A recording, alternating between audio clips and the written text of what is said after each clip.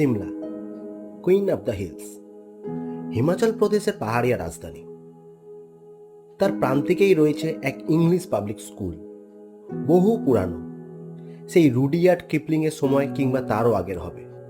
ঝকঝকে তকতকে অভিজাত পরিবারের প্রতীক এই স্কুল।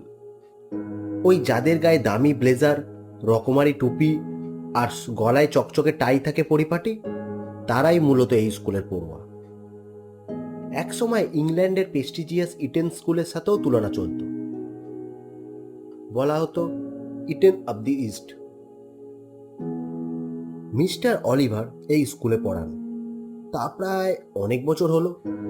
অ্যাংলো ইন্ডিয়ান, অবিবাহিত, একাই থাকেন, নির্ঝঞ্ঝাট।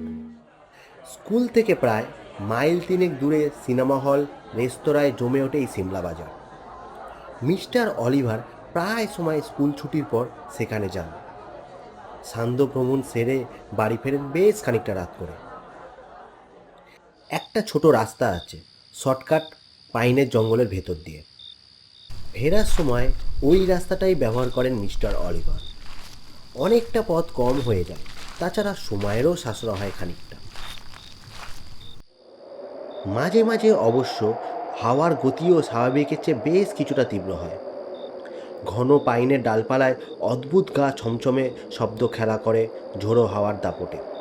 আর সেই সব অন্ধকার শব্দরা বেশিরভাগ লোকজনকেই জঙ্গল ছেড়ে বড় রাস্তা দিয়ে যেতে বাধ্য করে। যদিও মিস্টার অলিভার এইসবে ধার ধারেন না।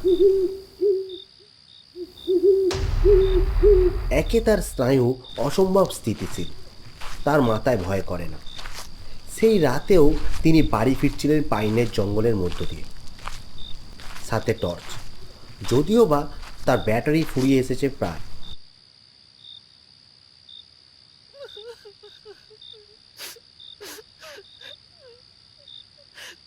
আচমকা টর্চের আলো থমকে গেল সামনের পাথরে।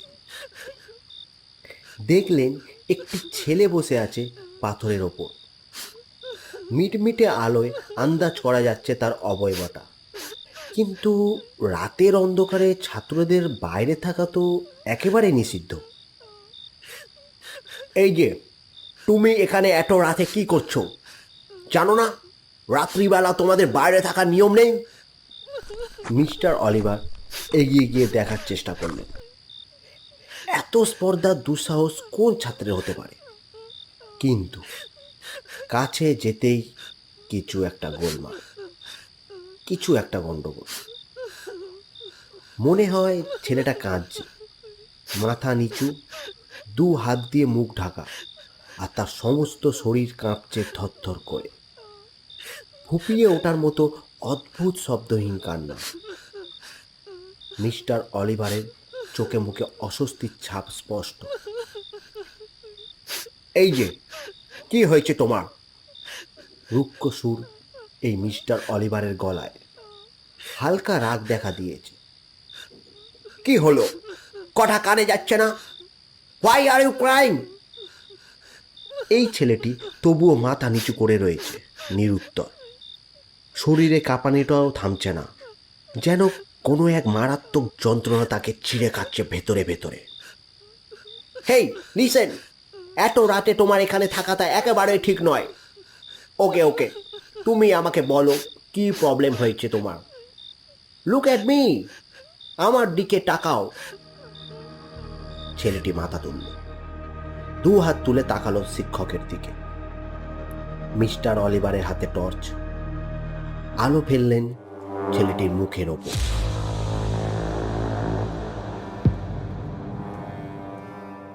যদিও আদৌ সেটাকে মুখ বলা যায় না।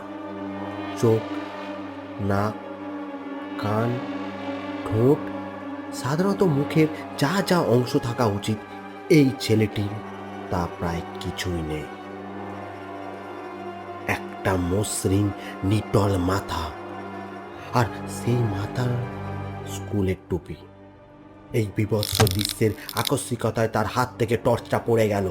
উল্টো দিকে ঘুরে তিনি ছুটতে শুরু করলেন, অন্ধের মতো রুদ্রশ্বাসে চিৎকার করতে লাগলেন সাহায্যের আশায়। হেল্প মি, হেল্প, হেল্প, কে আছো? Help me, please help me, help me. Help me, help me, help me, help me, help me. ওই তো স্কুলের গেটটা দেখা যাচ্ছে দূরে, সেটাকে লক্ষ্য করে মিস্টার অলিভার দৌড়াচ্ছেন। হঠাৎ রাস্তার মাঝে কি যেন একটা চোখে পড়লো তার, একটা আলো, লণ্ঠনের আলো আস্তে আস্তে স্পষ্ট হচ্ছে, এগিয়ে যাচ্ছে তার দিকে। আরে আরে আরে, এটা তো ওয়াচম্যান! মিস্টার অলিভার গতি সামলাতে না পেরে হোঁচটকে প্রায় ধুপুস করে পড়ে গেলেন তার গায়ে। স্যার, স্যার, স্যার, কি হয়েছে? কি হয়েছে স্যার? আপনি এইভাবে দৌড়াচ্ছেন কেন? কোনো দুর্ঘটনা হলো নাকি? Something something something is wrong. একটা জিনিস দেখলাম, একটা ভয়ঙ্কর জিনিস। কাছে কাছে যেতে দেখলাম তার মুখ বলে কিছু নেই। Does not have a face, does not have a face. কি বলেন? মুখ বলে কিছু নেই মানে? মানে মানে চোখ, নাক, কিছুই নেই, কিছুই নেই, নাথিং, নাথিং। স্যার, একবার দেখুন তো, আপনি যা দেখেছেন সেটা কি অনেকটা এই রকম? মিস্টার অলিভার দেখলেন ওয়াচম্যানেরও কোনো চোখ নেই, কান নেই, নাক নেই, এমনকি ভুরুও নেই। ঠিক তখনই দমকা হাওয়ার লণ্ঠনে আলোটা নিভে গেল নিমেষে।